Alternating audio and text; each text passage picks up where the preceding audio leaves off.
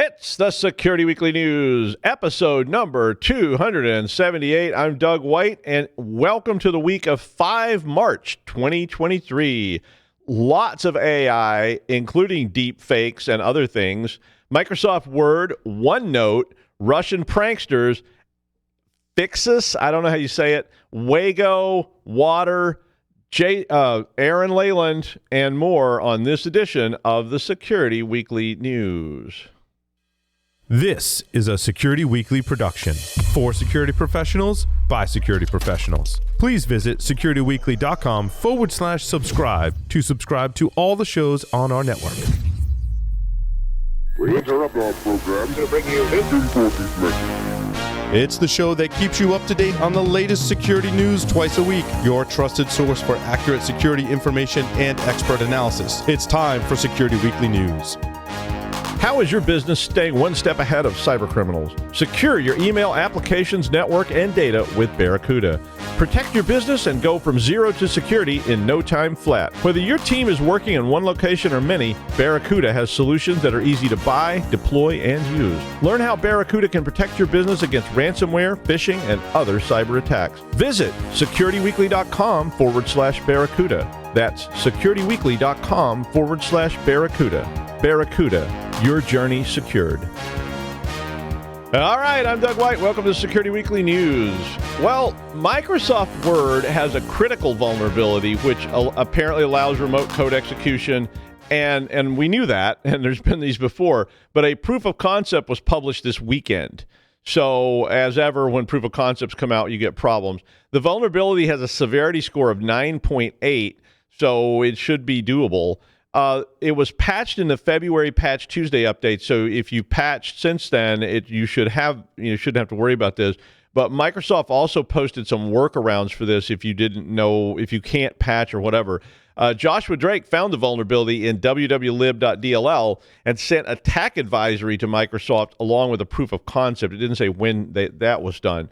But the vulnerability basically allows the attackers to execute code that has the same privilege of the victim when they open the malicious, and it's a malicious RTF document. So apparently even just loading the document into a preview pane is enough to trigger the remote execution. The vulnerability is a heap corruption vulnerability, which is triggered with an overloaded font table, essentially. So if you push too many fonts into the table, it triggers a heap problem. So it's kind of like the curse of Comic Sans or something. But it basically will require, and the more I read about it, the more it started sounding like it was pretty sophisticated. Even though it did have a 9.8 score, it did require a properly crafted heap layout in order to trick the system into execution. So you're basically having to build a buffer to push this in.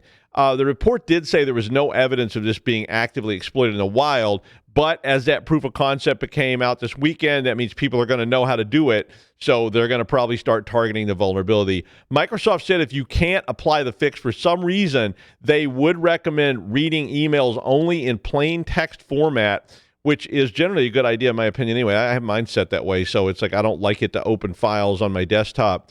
Students send me stuff all the time, and I'm like, I don't know. They did recommend that you use Microsoft Office file block policy to prevent Office apps from opening RTF documents if they're unknown or untrusted anyway.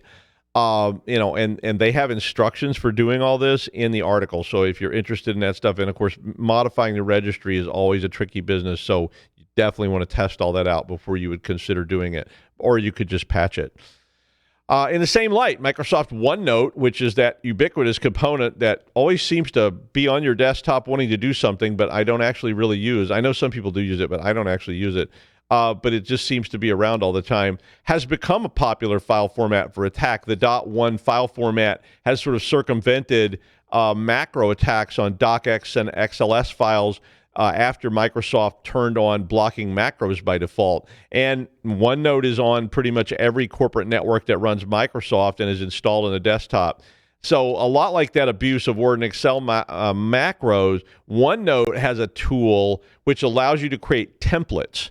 And those templates get executed when you open and click on them in OneNote. So it is a macro, but it's a different language. And so if you double click something in the template, it starts executing whatever files are in the template. So the attacker makes a template, and they blur out the names of the files. So they just put this blurry stuff on it, and it has a box that says, double click here to view this file. And so, of course, if you do that, it does trigger an execution of a collection of files contained in a template, and it launches them with whatever permission level you were running it with, probably admin. So, boom, you've got a big problem. It does pop up a security warning, but as you probably well know, most people just click go ahead because they get security warnings so often because, you get a security warning on almost every file you open now. So just like you ignore those fire alarms that go off in your apartment building or your dorm every night, light a cigarette and sit back and relax till it stops, or you die from smoke inhalation and alcohol poisoning. But I digress. The recommended mitigation for this is to block files with the .1 extension at the border or your email gateway or on the mail server itself. You can use a group policy to do that as well. So you can restrict launching of embedded file attachments in OneNote using that group policy object. Microsoft recommends that they recommend that you block pretty much everything. .js, .exe, .com, .cmd, .scr, .ps1, .vbs, and .lnks. So they say block them all from executing. But, I mean, that's not really a panacea either, because there's always other executable file types that are around. I do like the idea of blocking these things from executing, but it actually may cause a lot of problems so you may want to test this as well very carefully before you implement something quite that restrictive, or your help desk is going to light up. A full set of instructions on how to do all this blocking with group policy objects is included in the article. So if you're interested in such things, it's kind of nice. I would suggest blocking everything that's not used, just like you turn off switch ports on switches, because why let people execute things if they shouldn't be? A Proofpoint report says that a pair of Russian entertainers are targeting European and U.S. government officials, CEOs, and celebrities. The effort is apparently an attempt to obtain sound bites which can be used against people, and probably preload AI voice fakes with those persons' voices. But it's an attempt to get data on them, and they were targeting anyone who opposes the invasion of the Ukraine or anyone who criticizes Russian President Vladimir Putin. The report, which was released today, said that this has been ongoing since 2021, but became a much more aggressive campaign after the February 2022 invasion of the Ukraine. Proofpoint calls this organization TA499, but did say that the two individuals go by the state names of Vovan and Lexus, which are apparently pseudonyms of Vladimir Kuznetsov and Alexei Stolyarov. They are, I guess, comedians, and they had been doing these kind of, Borat or Sacha Baron Cohen style pranks on people before all this, but they now seem to target businesses, executives, and other prominent individuals who have donated money to the Ukrainian humanitarian efforts or publicly called out Russian government disinformation campaigns and other tactics.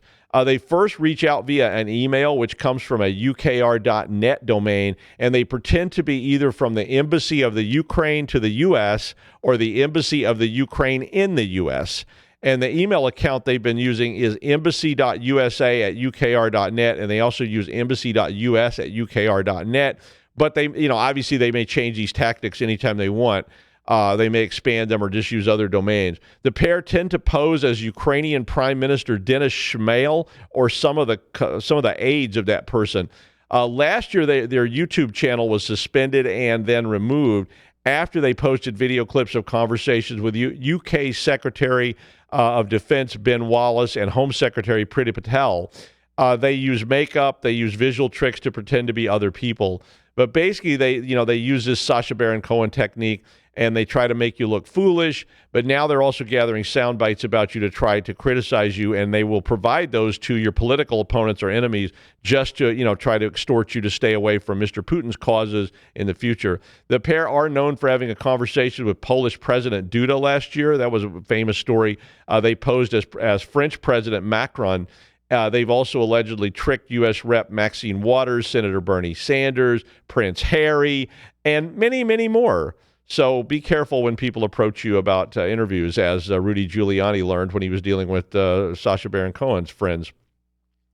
FiXS is a type of ATM malware which has been used in attacks in Mexico since February. The malware basically targets ATM machines, although after the further I got into the story, I know they're doing this, but it sounds pretty implausible, but maybe not.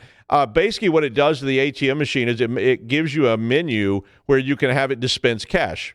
So, kind of handy. The malware is similar to another ATM malware called Plautus, which has been targeting banks in Latin America since 2013, according to Metabase Q. Plautus was detected in an updated form in 2021. So that's another one of those pieces of malware that keeps getting updated. And it was specifically targeting ATMs manufactured by the Brazilian company Itautec. I don't know how to say it. Itautec. And it was very prevalent apparently in Latin America. FiXS is new and is currently affecting Mexican banks, according to this Metabase Q report from the Ocelot team, which I kind of want to be on an Ocelot team, but with real ocelots. But the name apparently comes from FiXS, which is a middleware that's vendor agnostic for targeting ATMs. The article says it's unclear how they actually access the systems and inject the malware. Although if you saw that video of people getting kidnapped in Mexico, apparently, you could just probably walk up to the ATM machine and start doing that.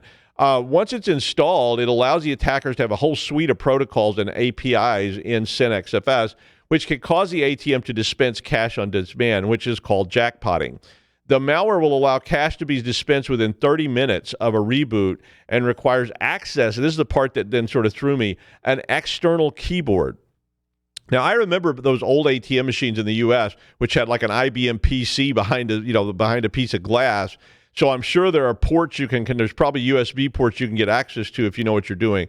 So I guess the attack is pretty overt, though, since you're out there with some kind of a saw cutting holes in an ATM machine on the street and then sitting there with a keyboard. But hey, I don't know if I would say something if I saw somebody doing that, and it's one of the basic tenets of social engineering. Confidence. A 2022 Kaspersky report said that jackpotting grew by 19% over 2020, and that Hydra POS and Abaddon POS were both malware, and that means point of sale. Thank you very much. But those malwares were the most commonly used. It said risk is the highest, of course, with older model ATMs. It doesn't appear the malware actually targets individuals, so it's not like one of those dippers where they're trying to grab your information. They're just getting the ATM machine to dump the cash into your hot, sweaty palms without an account. So, hey, what's not to like? Wago is a German company that manufactures programmable logic controllers for industrial automation, and they have released patches for 4 different vulnerabilities found in those PLCs. Some of the vulnerabilities allow the attacker to obtain full control of that logic controller. Ryan Pickren at the Georgia Institute of Technology found the vulnerabilities as part of a PhD project on ICS. The vulnerables were in, wait for it, the web-based management interface. Yep, it's always the web-based management interface. 2 of the vulnerabilities do have critical flaws. One is a missing authentication issue, and it can be exploited by someone with limited authentication to read and set device perimeters, which can then lead to full control of the device. The second one allows an attacker to write arbitrary data with root privilege, which, as they say in the business, would be bad. The other 2 vulnerabilities in the report were not quite so severe, but by chaining them together, it was demonstrated that they could result in direct network access, cross-origin web requests, and all kinds of stuff that's not, as they say in the business, that is not good.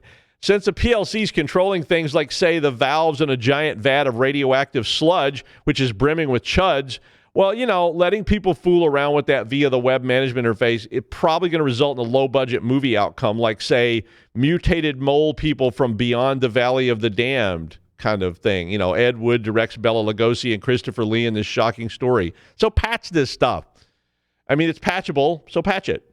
The United States is going to require an assessment of cybersecurity capabilities of drinking water systems, which is part of the broader White House effort to protect critical infrastructure from attacks by nation states and other cyber threats like goobers shooting up power stations in the name of freedom and that kind of nonsense. The EPA, which is the Environmental Protection Agency in the United States, found that many public water systems have cybersecurity programs in place, but there are just as many that do not. The memo stated that, quote, Today, public water supplies are frequent targets of malicious cyber activity, which has the same or even greater potential to compromise the treatment and distribution of safe drinking water as a physical attack. I mean, that's why General Ripper only drank pure grain alcohol and rainwater. I mean, that's the whole point of why he was writing down, precious bodily fluids, purity of essence. You get that reference. But a report last year said there are about 153,000 public drinking water systems in the United States. They're all independent.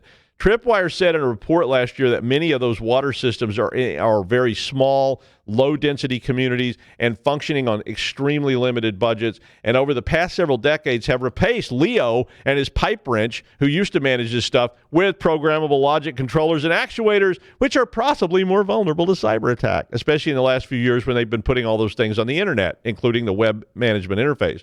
Now, if you approached old Leo in the tunnel and said, "Hey, Leo, I'm going to dump this poison in the water supply," Leo would hit you with the pipe wrench to straighten your punk ass out. But if you come down here again, there won't be seeing you no more. Yeah, that's how Leo did it. But a Wago PLC controller, which controls the flood release valve for the poison, well, that's a spicy meatball of another flavor. In 2021, a former employee of Post Rock Rural Water District in Ellsworth, Kansas, was indicted on federal charges for tampering with the water system and remotely shutting it down.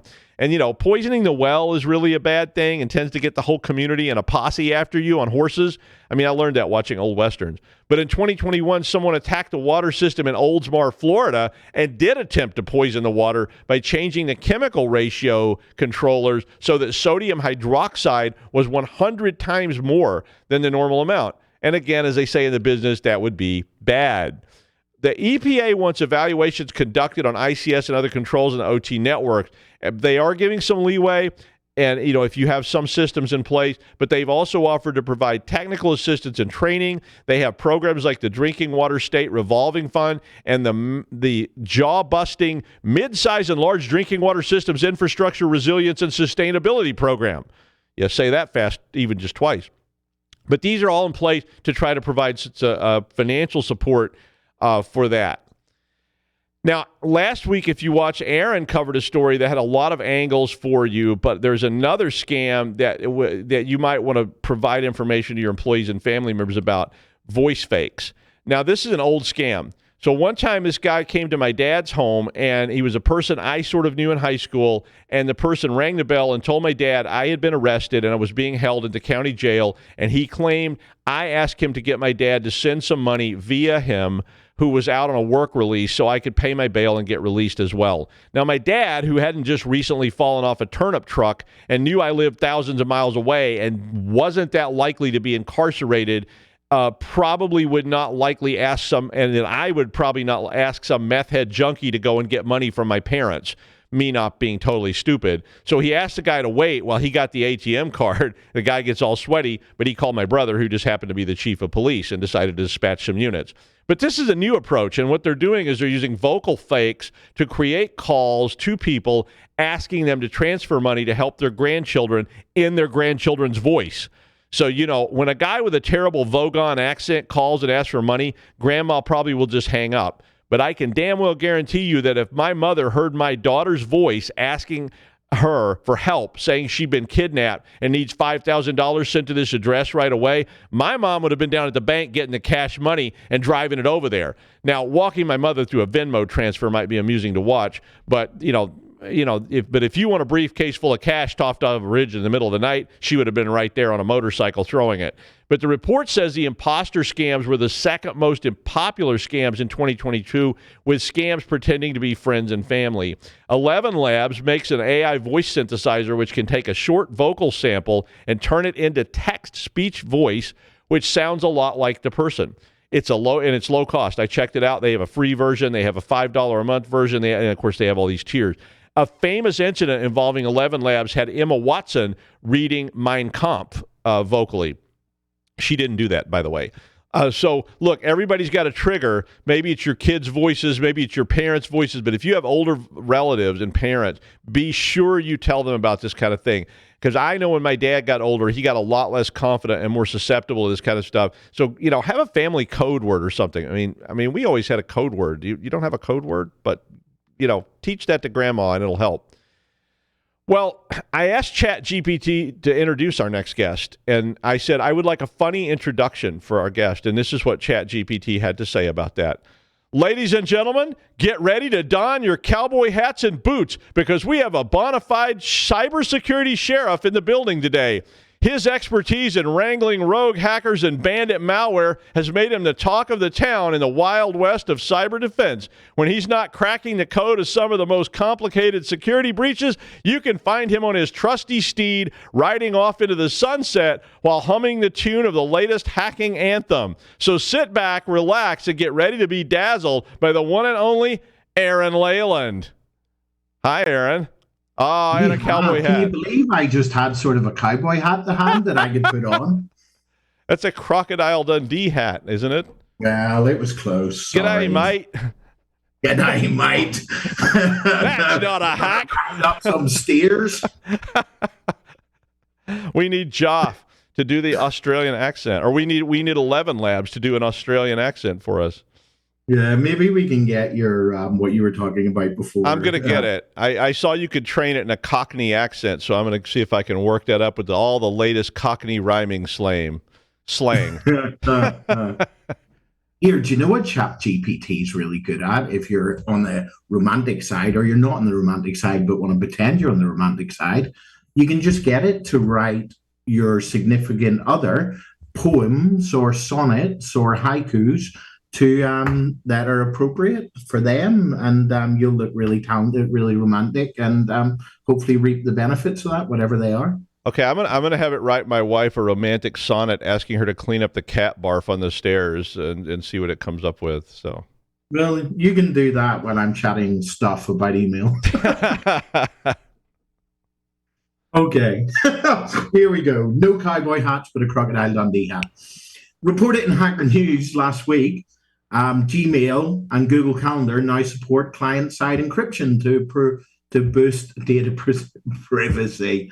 Oh, I'm still laughing about cowboy hats and Crocodile Dundee. There's too many stories about Crocodile Dundee, and if you have a bit of time, maybe look into him. He's a bit nuts. Okay, so this led me to a crazy dirty dash around email security, which is a pretty large subject, owing to how old the protocols are, sort of like BGP type days, the two napkin protocol. But I'll move on before I get told off over overrunning. I think I'm on my fourth reminder just in a few days not to overrun anymore.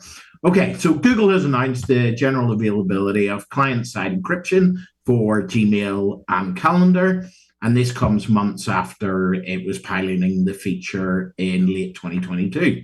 So the data privacy controls enable even more, I should try and do that in a Coxie accent, even more organizations to become arbiters of their own data and the sole party deciding who has access to it. To that end, users can send and receive emails or create meeting events within their organization or to other external parties in a manner that's encrypted before it reaches the Google servers. Obviously, what this means is that in this case, Google should not be able to see what's inside your stuff. The company is also making available a decryptor utility in beta for Windows to decrypt client-side encryption files and emails exported via its data export tool or Google Vault. macOS and Linux versions of the decryptor are expected to be released in the future. So this follows out a rollout of CSE to other products, Google Drives, Docs, Slides, Sheets, and Meet. It says the tech behemoth. So the solution from Google is aimed at reducing the burden of compliance for enterprises and public sector organizations, ensuring that no third party, including Google, probably most importantly including Google, can access confidential data. In my opinion, this is probably the most important line. It is not that Google are looking after you, in my opinion. they are worried that you'll stop using them as the product is not compliant, probably with some NIST document like 171 or something like that. It's been a while since I dipped my toes in there.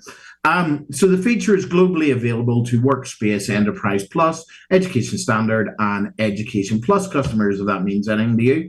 It does not extend, unfortunately, to personal Google accounts.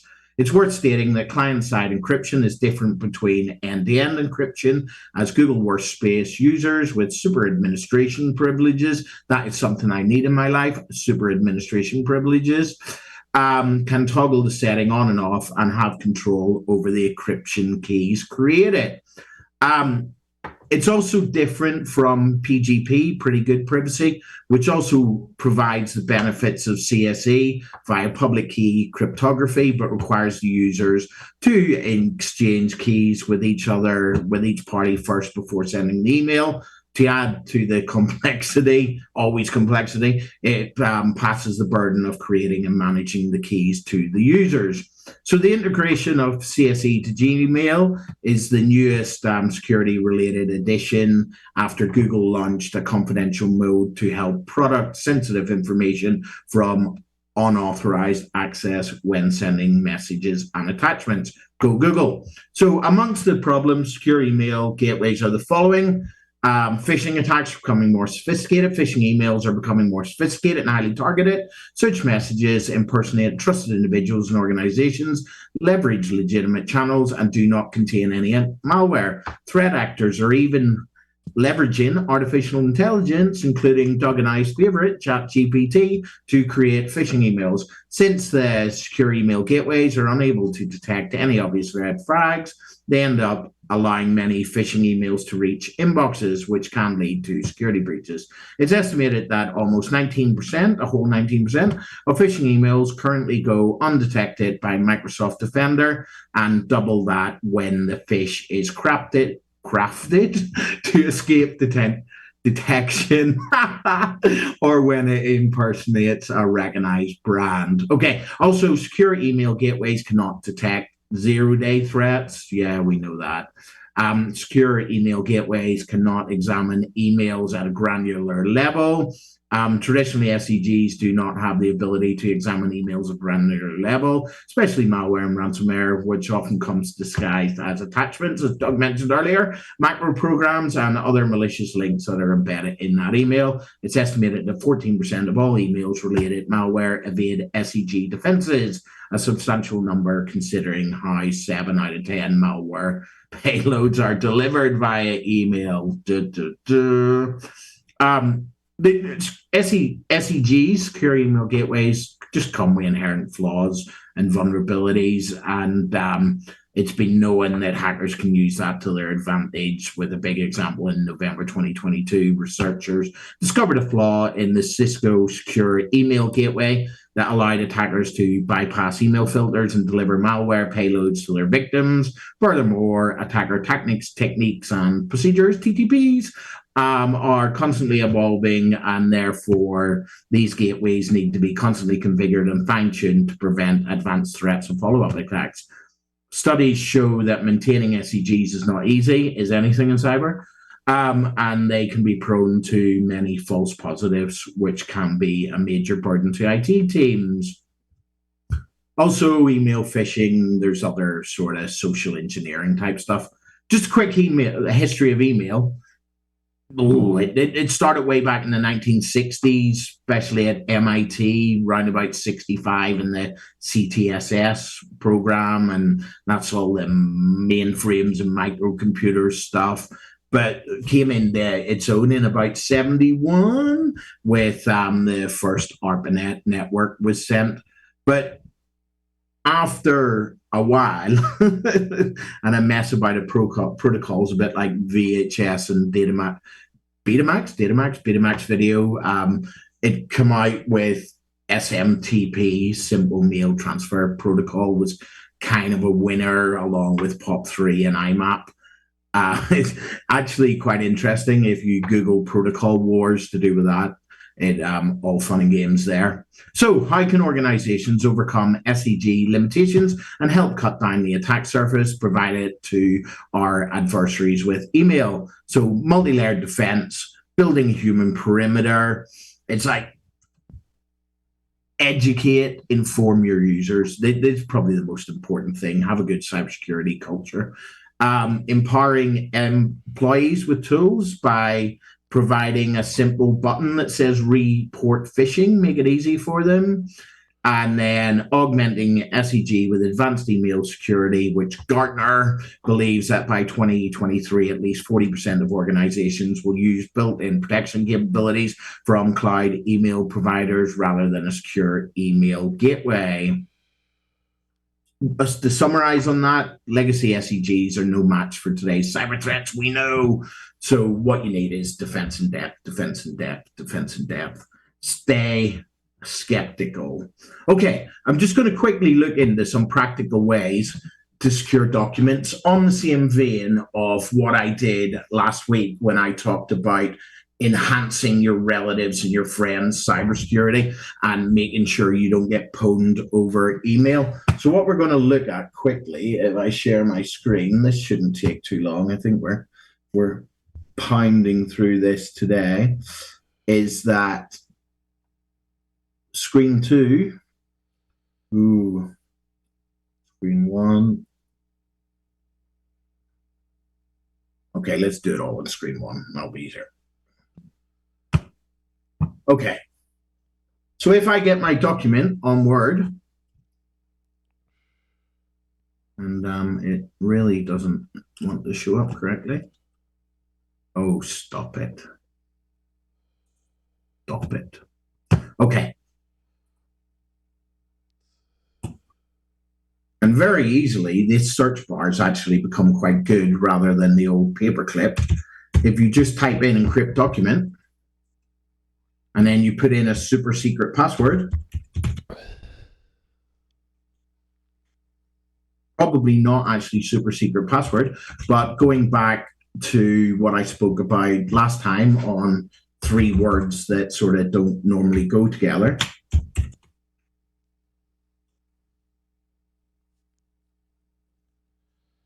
It wants it twice just to make sure.